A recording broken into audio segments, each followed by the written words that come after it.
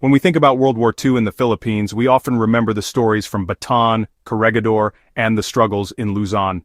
These are important, no doubt, but deep in the south, in the heart of Mindanao, a different story of amazing bravery unfolded. This is a story that many of us haven't heard yet.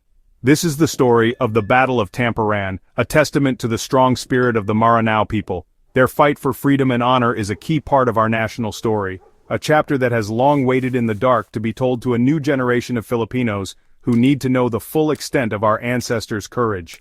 The history books we read in school sometimes give us an incomplete picture.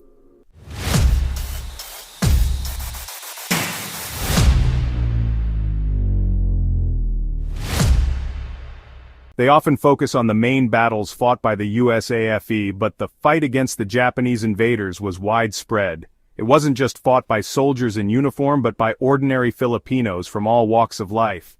In Mindanao, the Moro people, with a long and proud history of defending their land, didn't just stand by and watch. They fought back. They fought with whatever they had. Their resistance was fierce, personal, and rooted in their identity, faith, and love for their ancestral land, showing a unique kind of patriotism. This particular story began in 1942, a dark time when the Imperial Japanese Army seemed unstoppable. They had swept across Southeast Asia and were tightening their grip on the Philippines.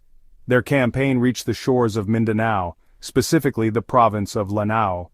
The Japanese believed they could easily subdue the local population, just like they had done elsewhere. They underestimated the people they were about to face. They didn't understand the Maranao idea of maratabat, a complex code of honor, pride, and dignity that people would defend with their lives. This cultural misunderstanding would be their big mistake.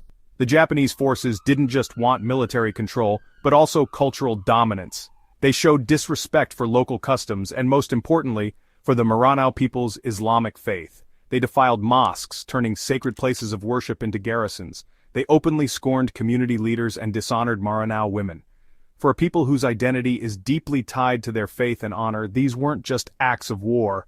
They were deep insults that hit at the very core of who they were.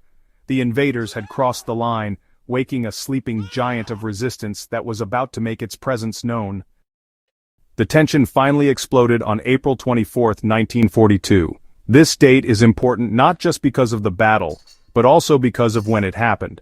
It took place during the holy month of Ramadan, a time of fasting, prayer, and deep reflection for Muslims. The Japanese, unaware of its importance, chose this time to increase their presence in Tamparan, a small town by the beautiful Lake Lanao. They set up a garrison and continued their disrespectful actions, thinking the people were weak because of their religious observance. They didn't know that for the Maranao, Ramadan was also a time that strengthened their resolve and connection to their faith, making them even more determined to defend it. The people of Lanao looked to their leaders for guidance. Two figures stood out: Datu Busran Kalau of Tamparan, and a young charismatic leader named Muhammad Ali Dimaporo. They saw the suffering of their people and knew they couldn't stay silent. They called a meeting of the Datus and Sultans from around the lake. Together they made a solemn promise. They would not bow down to the invaders. They would fight to protect their land, their families, their faith, and their honor. This wasn't just a military decision, it was a sacred agreement. A declaration that they would rather die standing than live on their knees. The call to battle spread like wildfire through the lakeside communities. The warriors who answered were not soldiers from a formal army, they were farmers, fishermen, and laborers. Their weapons were not modern rifles or machine guns. Instead, they were armed with their ancient blades, the sharp, wavy kris, the long and fearsome kampilon, and fire-hardened spears. These were the same weapons their ancestors had used to fight off Spanish invaders for centuries. Now, they would be used again, this time against a new and powerful enemy. Their courage was stronger than the steel in their hands. The plan was simple but daring. They would launch a surprise attack on the Japanese garrison in Tamparan. They knew they were greatly outmatched in weapons. The Japanese had rifles, machine guns, and mortars. The Maranao had only their courage and their blades. But they also had the element of surprise and a deep knowledge of the land. Most importantly, they were filled with fierce anger and unwavering faith. As they prepared for battle, they prayed for strength and guidance, believing their fight was righteous in the eyes of God. Their spirit was unbreakable. In the dark of night, the Maranao warriors quietly walked towards the Japanese camp. Datu Busran Kalau and other brave leaders led them. They attacked with great courage and the enemy was caught off guard. The Japanese soldiers, confident in their powerful weapons, were truly shocked. The night was filled with the sound of clashing steel and the war cries of the Mindanao. They fought with all their hearts because of their love for their homeland. They got close enough so the Japanese couldn't use their guns. This was a bloody hand-to-hand fight where bravery was more important than technology. It showed the strength of human will against an invading machine. The battle was a surprising victory for the Mindanao. They captured the camp, and the remaining Japanese soldiers were forced to flee in a disorganized mess. For a brief, glorious moment, the town of Tamparan was free. The victory was a powerful symbol. It showed that the mighty Imperial Japanese Army was not unbeatable after all. It showed that a united people, fighting for a cause they believed in, could win against overwhelming odds. News of the victory in Tamparan spread throughout Mindanao. This was a small battle in the grand scheme of World War II, but its effect on the morale of the resistance was huge.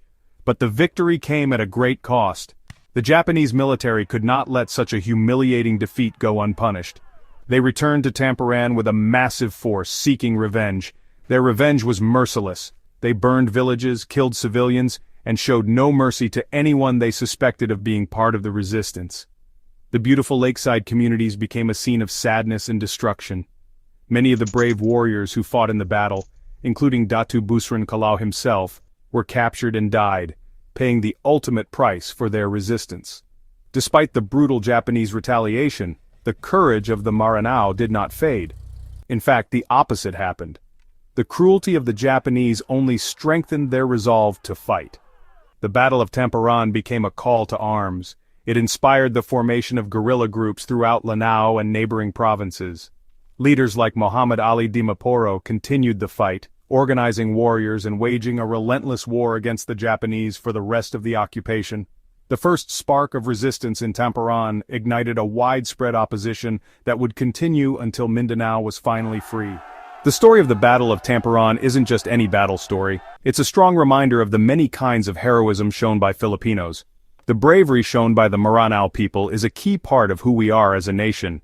For too long our stories have mostly focused on Manila, often missing the equally important contributions of our brothers and sisters from Mindanao. The courage of Datu Busran Kalau, Muhammad Ali Dimaporo, and the unknown warriors of Tamparan deserves to be celebrated and written into our national memory right alongside the heroes we already know and respect. Their fight was also our fight. It's important that we remember these heroes today. It teaches us that patriotism comes in many forms, shown through different cultures and beliefs. The Mindanao fought not just for the idea of the Philippines but for their community, their ancestral land, their honor, and their God. This helps us build a more inclusive and understanding nation, a nation that recognizes and respects the unique histories of all its people. By learning their stories, we bridge the gaps that once divided us and strengthen the ties that bind us as one Filipino nation rich in our differences. Their legacy challenges us to be brave in our own time. The warriors of Tamparan faced an enemy with better weapons, but fear didn't stop them. They fought for what was right, even when the fight was hard. In our world today, we face different kinds of battles against injustice, poverty, misinformation, and changing history. The story of Tamparan encourages us to find our own courage, to speak truth to power, and to defend the dignity and well-being of our communities with the same strong spirit. This is a timeless lesson in being a responsible citizen and having moral courage for all Filipinos. So, let's promise to never forget. Let's share the story of the Battle of Tamparan in our classrooms, in our books, and in our conversations. Let's honor the Moro heroes who shed blood for our freedom. By keeping their memory alive, we're not just honoring the past, we're also strengthening our future. Their sacrifice was a seed of freedom planted in the soil of Mindanao, and it's our duty to make sure the tree of their legacy continues to grow tall and strong for all future generations of Filipinos to see and draw strength from. Their bravery is our legacy. So hit that subscribe and ring that bell too, for history's wonders waiting for you. Billy at Works, let the knowledge ignite, exploring the past with all of our might.